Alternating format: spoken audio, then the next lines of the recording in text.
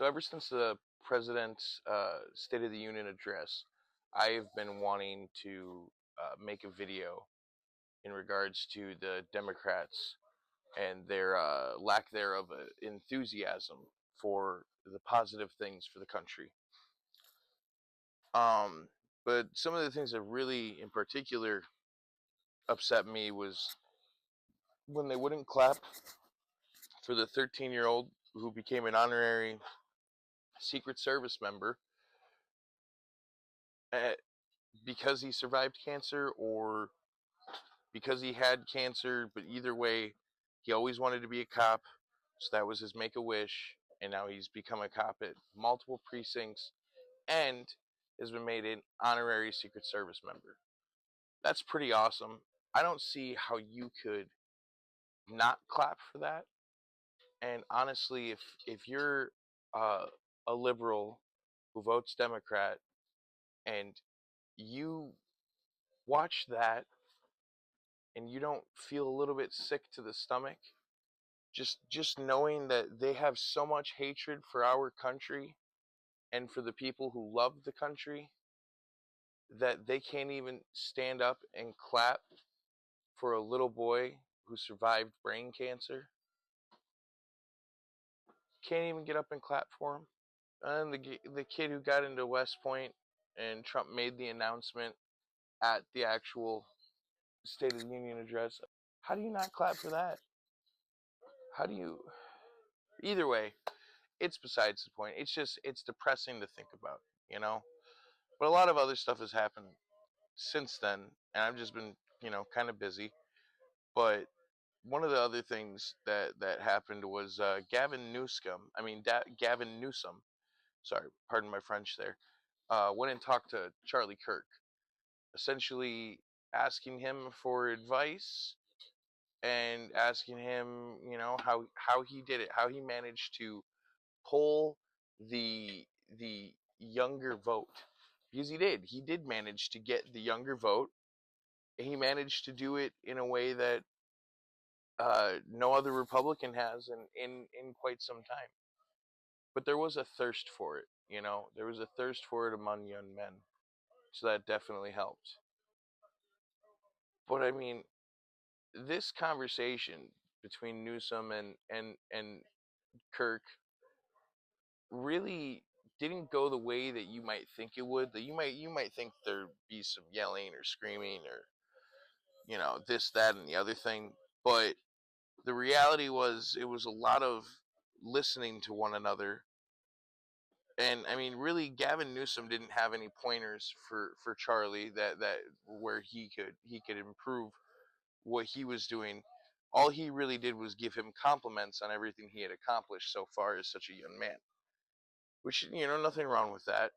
But basically, the whole time Charlie was talking, he was telling Gavin Newsom not only how he could be better, but the things he was doing wrong, and that wasn't going to be a winning issue among the people. And Gavin Newsom, I mean, he definitely is very self-aware of the issue and knows that some of the things that he's diehard on, he's never going to win the people over on. And so I just want to ask you, people of California, is that the type of governor you want? Someone who doesn't care what the people think. If he believes it's right, he's going to try to implement it, because that's what he's been doing. And that's pretty much what he was saying in my book. Well, I mean, other than that, Gavin Newsom really didn't say anything too enlightening. He it was really a lot of just listening to what Charlie had to say, which was very interesting. It was definitely different.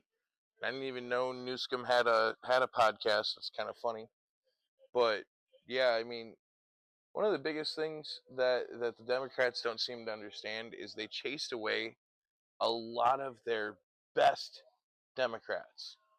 Okay, a lot of their best liberals. They chased away Joe Rogan when he tried to support Bernie Sanders. They pushed away Tulsi just because she wanted to run opposed to Kamala and kicked her ass during the primaries. They kicked out a Kennedy, for crying out loud. They're practically the royal family of the left, and they kicked out fucking Bobby F. Kennedy Jr. I mean, that's crazy.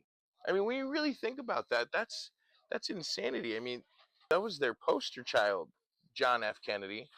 This is his nephew, and you're ostracizing him over things that traditionally the left would have cared greatly about, because the left didn't trust institutions, they didn't want forever wars, and they sure as shit were questioning what was going into their bodies. But all that changed. I still don't even fully understand how. I mean, my own stepfather, who growing up, he told me the government would do these terrible things like test things on their people via the water and all sorts of other stuff. He basically taught me to distrust the government. And then because the Democrats are now trust your institutions, whenever I try to talk to him about stuff, it's, oh well, you got to make sure you get the vax. You got to make sure you follow the guidelines. You got to do this, that, and the other thing. He's Mr. Rule Follower all of a sudden. I don't know. It just, none of it really makes sense. Like, how did they manipulate so many people to just fall for it? Is it really that powerful, legacy media, or was it really that powerful? Because I guess they're not that powerful anymore. They've lost a lot of steam. This has been a lot of rambling, but I don't know. I just felt like there's a lot to talk about, and Democrats are kind of grasping at straws, looking for any reason for their constituents to vote for them. And the sad reality is they're probably not going to be winning any elections anytime soon unless they have someone rise up who has some real ideas for real change. I mean, one of the biggest problems with their cities is their welfare programs, their food stamps, their low income housing, and all that stuff, right? And the biggest problem is that they expect people who are making no money or living in very stressful times with no house or no roof over their head. They expect them to go to these low income houses and get a place there, and then receive money from the government, and then they're supposed to do the correct thing with that money. I mean, why would they? It's free money from the government, and there's no one watching to see what you're spending it on. So the only one where they're really, able to look at what you're spending it on is the food card. But except unless you're in a, certain state where they have different rules and regulations, the food card's pretty much, you can buy anything as long as it's cold. And that is a lot of junk food.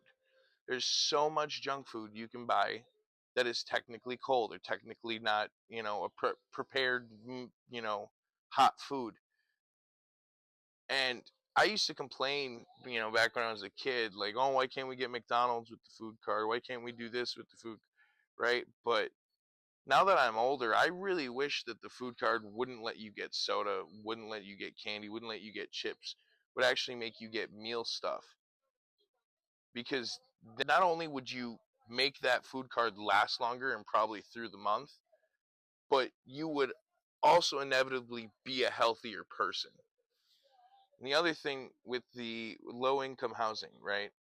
If somebody can't find a job, okay, they literally send you a check that is your utility check that pays for the utilities to keep the electric and your water and all that shit going in low income houses. If you have absolutely no job and no source of income, right? No social security, nothing.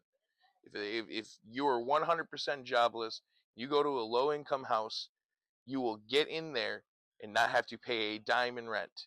But once you get a job, you will have to pay rent, right? So literally the incentive there is to not get a job. Don't get a job, don't get a source of income, and then you don't have to pay rent. And they give you free money for utilities. And I think they even include internet in that utility money too, which is wild. But the point I'm getting at is the incentive is to not work. The incentive is to live off the system, where the incentive should be to get to your own place, get to a spot in your life where you can succeed on your own. Now, I'm obviously not talking about people with crippling disabilities or people with severe mental issues where they can't actually work, right? I'm not talking about them. They shouldn't be forced to work, right?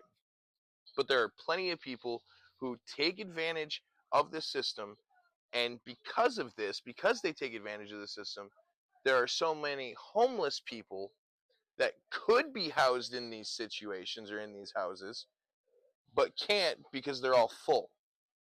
Now, if we had it set up so that people without any type of disability or any type of debilitating, mental issue, basically no excuse not to work, right? If they have no excuse not to work, or it's a minor excuse and you can find a job that can work for them, like say they can't stand for 8 hours, well, there are plenty of jobs where you only sit. Say they can't sit for 8 hours, well, there are plenty of jobs where you sit and stand and sit and stand. So the point I'm making is there are a lot of people who won't go and get a job for literally one minor reason, and there are other people who are missing legs and literally can't work in most places. But even those people, because they don't want to not work, they don't want to be stuck at home all the time, a lot of those people will get jobs in places where they can sit and access the work that they need to do from a sitting position because they don't want to be stuck like that. Because generally speaking, people who lose their legs, they didn't do it by sitting at home on their fucking couch watching TV, right? What I'm getting at with that is if there was a program in place, for example, say to get into the low income housing, say you had to sign up for their staffing agency as well, right? And staffing agent, right, would take your information down, take all your work history and all that, and then find you a quick job that you could start working right away. And then instead of you getting a paycheck where you could fuck around and not pay your rent and wind up getting kicked out, your rent gets paid by the staffing agency. Since the staffing agency is the one who would be paying you, they pay your rent directly in the same building, because they'll be in the same building, directly to your landlord. So your landlord immediately gets your rent. And then they pay the little chunk of utilities that you need. And then whatever's left gets sent over to you. Okay? But they'll also save X amount in a savings account that you can't access until you are leaving, right, the low income housing and going to a real apartment or going to your own house or whatever you're doing, right? You can't access it until you're going there, and it's literally your grocery money that you saved because the whole time you're on low income housing or living in low income housing, you get a food card. There's no sign up process, nothing. It's just a food card that comes with the actual building. Okay? The only people who should be on food cards are people who genuinely have too many kids to feed or not enough money to feed all of their family, whatever. People like that should be on food card, but there should be motivation to get off of the food card, motivation to get you somewhere better, right? And moving into one of these situations, one of these low income housings where they give you a job, where if you don't have transportation, they supply you with transportation to your job, where if you are essentially trying to make every excuse in the book, they tell you, well, you have a week to get out then. And the reason they're so harsh is because the only people who need to be in these low income housing are the people who actually need them, right? So there shouldn't be anyone in these who isn't trying to get back on their feet. Point blank, period. There should never be people living there for 9, 10, 11 plus years.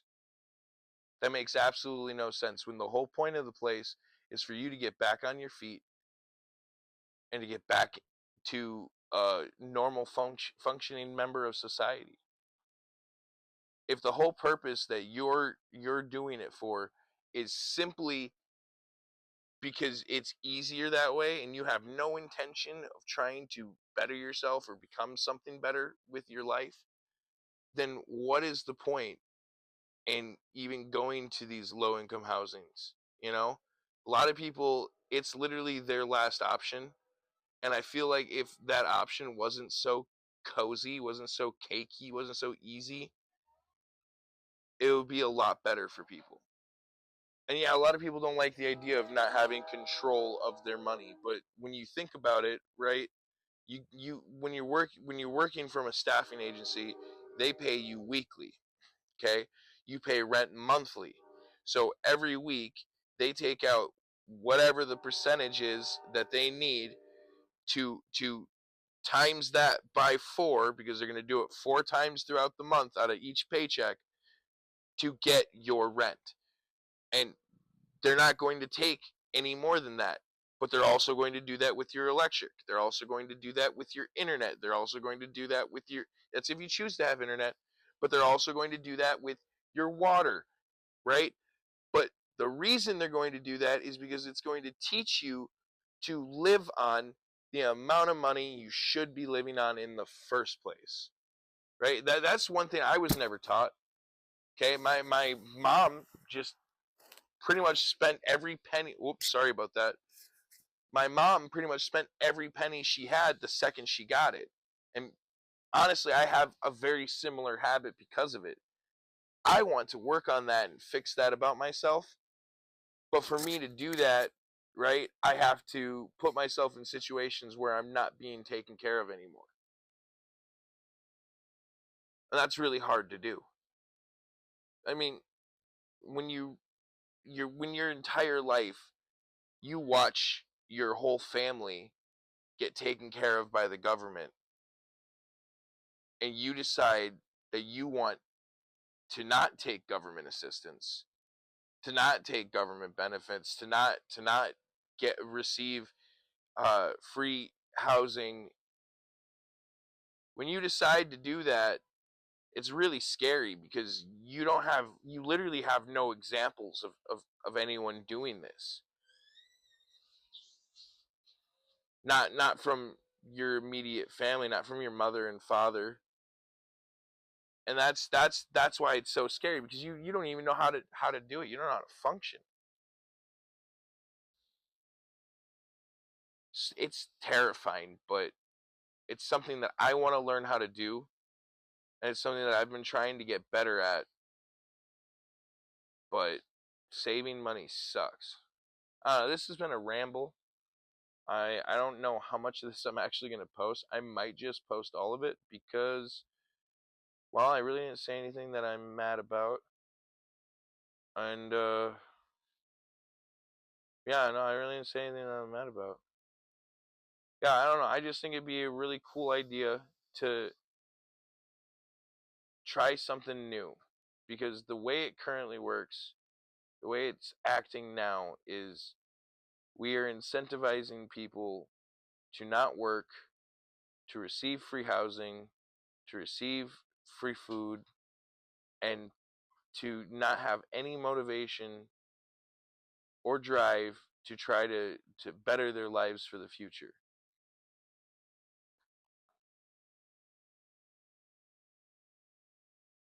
We're literally doing this to ourselves too at the same time. Because this country uniquely, you don't have to be stuck in poverty. You can pull yourself out. But you have to know how to do it. You can't just wing it. Currently, we're trying to figure it out. That's why we bought a trailer. That's why we're fixing it up. so we can sell it for more than what we paid for it, and then hopefully have enough for a down payment on a loan on a house. And then we can start paying for a house every month instead of paying our lot rent that we're currently doing. Because we do own the trailer, but we have to pay lot rent. I don't know. What a ramble, though. What a freaking ramble.